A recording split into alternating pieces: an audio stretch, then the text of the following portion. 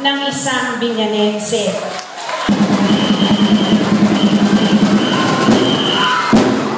Kaya naman po nung ako'y tumakbo bilang mayor, pinili ko ng isang manindigan para sa inyo o ang pangalawa sa pinakamataas na opisyal ng ating bayan ay manggaling sa Barangay Malaban sa katauhan ng inyong Vice Mayor Arman Dimavila.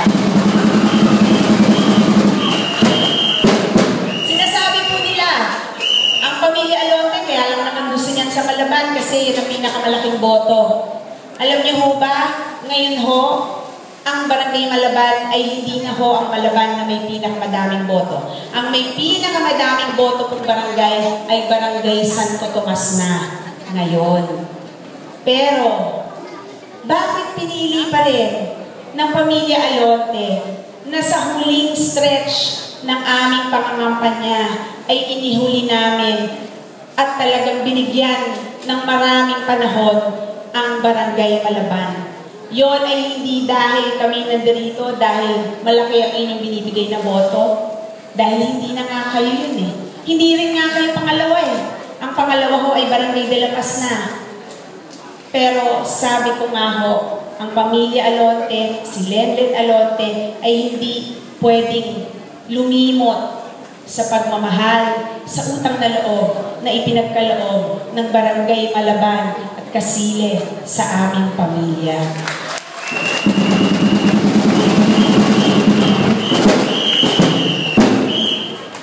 Noong tayo nag-house to house, hindi ko ho alam kung ako'y malulungkot o matutuwa. Siyempre, natutuwang sobra dahil napakadami ninyo noon. Pero medyo nalungkot dahil hindi ho ako nakaranas na makamayan kayo ulit, makamusta kayo ulit, mayakap kayo ulit, mapasalamatan kayo ng personal. Kasi ang dami-dami ho natin, di ba ho? Mahigit ho yatang 8,000 tayo na naglalakad, na naging parang rally na ho yung aming pagka-house to house. So marami ho akong hindi nakamayan sa kaliwa, sa kanan, puro kaway na lamang. Pero ganun pa man, sabi ko nga, hindi ako dapat malungkot. Dapat madoble pa nga ang tuwa dahil pinakita niyo muli na sa huling pagkakataon, hindi ninyo iiwanan si Lenlen Alonte at ako.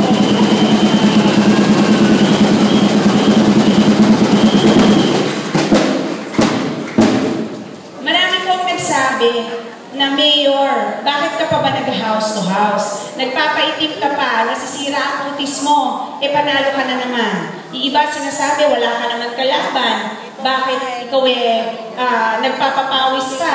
Bakit ka nagpapakapuyat? Nawawalan ka na ng boses. Alam niyo ho, ginagawa ko ho itong mga bagay na ito, hindi ho dahil kung may kalaban ho ako o wala.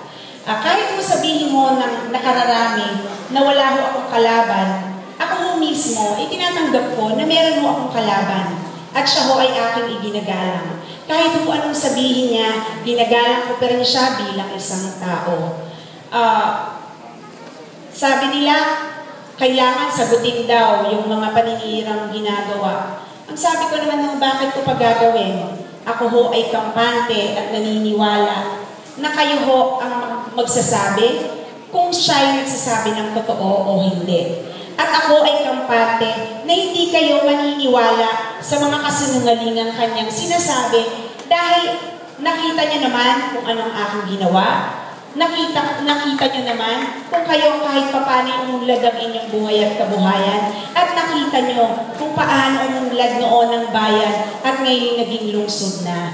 Hindi ho natin kailangan makipagpaligsahan sa kanya kahit na wala naman ho siyang sigurong ipagmamalaking nagawa dito sa atin dahil hindi naman ho siya dito lumaki, hindi naman ho siya siguro dito naglingkod ng matagal. So, wala hong rason para ho siya ang maging reason ko sa paglabas. Ang tunay ho na dahilan, sabi ko nga, ay kayo. Wala nang hong iba. Lumalabas ho ako dahil para ho kayo makamusta, para makita ko ho ang inyong kalagayan, para ho, alam ko, sa last term ni Mayor Leonard Alonte kung paano pa ho kayo higit na matutulungan. Yun ho ang reason. At syempre, para nga kayo pasalamatan. Ikalawa, ano ba ang rason? Bakit ho ba talagang lumalabas si Leonard Alonte? Alam niyo ho, si Leonard Alonte ay hindi superwoman o napakatalino, napakaganda, napakagaling, kaya tayo ay umunlad ng umunlad. Hindi ho yun. Ako, tinatanggap ko ho at kinikilala ko na kaya ko ho nagawa lahat ng ating mga programa, kaya ho naging lungsod ang ating bayan ng Binyan noon ay dahil sa mga magigiting na lalaking babae na nasa aking likuran. Hindi ko po magagawa at matutupad lahat ho ng aking ipinangako noong una kong termino kung hindi ho dahil dito sa mga tao ito. Kahit ho sa aspeto ng ating buhay, hindi ho natin kaya maging successful nang tayo'y nag-iisa lamang. Napakahalaga nang meron tayong katuwang, meron tayong kasama, at meron tayong kabalikat. Ngayong gabi nito, ako ho ay lumalabas at kahit na hanggang siguro May 11, yun yung last day ng kampanya, ako'y patuloy na lalabas para dito sa mga magagaling na lalaki at babaeng nasa aking likuran sa pangunguna ng aking tunay na kabalikan. Ang sabi ko nga, ang kasama kong nangarap, pareho kaming konsehal. Ako'y unang termino ko, sinabi ko, sana makatulong ako sa mga kabataan. Sana mainggan yung mga kabataan na ipakita at huwag mahiya, na iparinig ang kanilang boses para may paglaban ang kanilang karapatan. Second term, dumating ang aking isang kasama, pang-walong konsehal, si Vice Arman, isang abogado na nakapagtapos ng pag-aaral dahil sa pag-work o sa pagtatrabaho, working student siya, nag-security guard para lang makapag-aral. At nakita ko sa kanya na ito yung tunay kong magiging kabalikat para iahon ang mga mahihirap na kabataan, mabigyan ng pagkakataon dito sa lungsod ng Binyan. Noon, nangarap kami, sana wala ng Arman Dimagila na kailangan pang mag-aral o magtrabaho para lamang makapag-aral. Sana wala ng katulad ni Arman Dimagila na kahit na electrician at labandera ang mga magulang, ay makakapag-aral pa rin ang mga anak. Noon, sabi namin, gawin natin ang lahat. Ako, kahit ho kami na yung oposisyon, gumawa ho kami ng paraan, pinayagan ng dating mayor, pinayagan na magkaroon kami ng 50 scholars para pasimula. Yun ho ay inakda ni Konsehal Arman Dimagila, pinangalawahan ng inyong konsehala Leonard Alonte, at ngayon ay tinatamasa natin ang mahigit 7,000 scholars dito sa ating lungsod.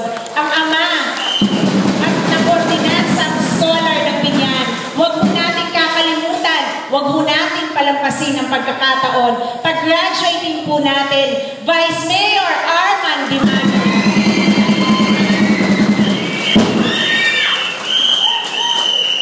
At syempre, hindi naman ho makakaya rin ni Vice na lahat ng mga ordinansang gusto natin ay mapatupad kung wala ho ang aming mga kasamahang konsehal. Ang una sa aking ihihingi ng tulong sa inyo, ang mahal na mahal ng Barangay Malaban, bukod sa aking ama, talaga naman kanina, nung siya'y nagsasalita at pinakilala, lahat ng mga senior ay nagsasayawan at tumitilip, kinikilig pa rin hanggang ngayon. Huwag niyo pong kakalimutan ang aking pangalawang ama, Konsehal Boy Mangkok Garcia. Isa pang senior na 3 termino inyong pinagtiwalaan, nakagraduate at ngayon nagbabalik, patuloy na gustong maglingkod sa inyong lahat. Huwag niyo pong kakalimutan ang para ko rin pangalawang ama, Konsehal Omer Reyes. Ang batang-batang konsehal, kahit na medyo kalbo, matalino, aktibo, huwag niyo pong kakalimutan, Konsehal Bong Bihasa. Hindi ko po pwedeng sabihin siya si Derek Ramsey. Sinabi ko kanina, Derek Ramsey daw bawal mo magsinungaling kay Leonard Alonte pagkaharap, taga Barangay Malaban. Tawa lang, Bong. At syempre, ang pumalit sa aming trono sa konseho, ang isang magaling na mambabatas, babae, naninindigan para sa karapatan ng mga kababaihan. Huwag mo nating kakalimutan, Konsehala Mariel Micor. Ang number 7 sa balota, matalino, gwapo, maaasahan, maraming ordinansang may nagawa. Huwag mo natin kakalimutan, Konsehal J.M. Caraki. Ang isa po sa pinagmamalaki ko sa konseho, sabi ko nga, pwedeng nanggaling sa nakakaangat na antas ng buhay na pamilya o mayaman na pamilya. Maraming negosyo, pwede naman manahimik at palaguin na lang ang kanyang negosyo. Pero pinili ho na tayo ho ay paglingkuran. Pinili ho na makatulong at makasama sa unlad binyan para ho maging kaagapay ninyo. Huwag niyo hong kakalimutan, magaling na konsehal, Konsehal June Tangana.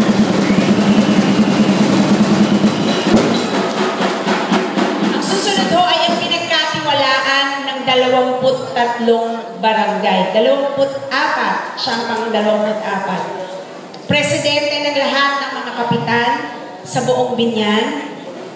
Sabi ko nga, small but terrible.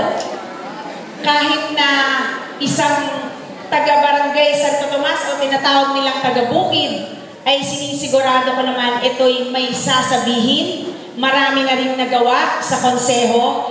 Pinagmamalaki ko at ng 23 barangay captains, huwag ho natin kakalimutan, Konsehal Hener Romantigue.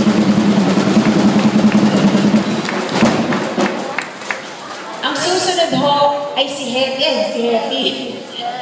Ang susunod ho ay ang inyong mahal. Sabi ko nga, sa lahat ho siguro ng mga konsehal natin, ito ho ang pinakamabait. Kahit na ho minsan talagang, kung meron ho siyang ordinansang ipinipilit, at pag siya'y pinagkaisahan na ng barkada, hindi niyo ho makikitang magalit. Bagkos talagang gagawin niya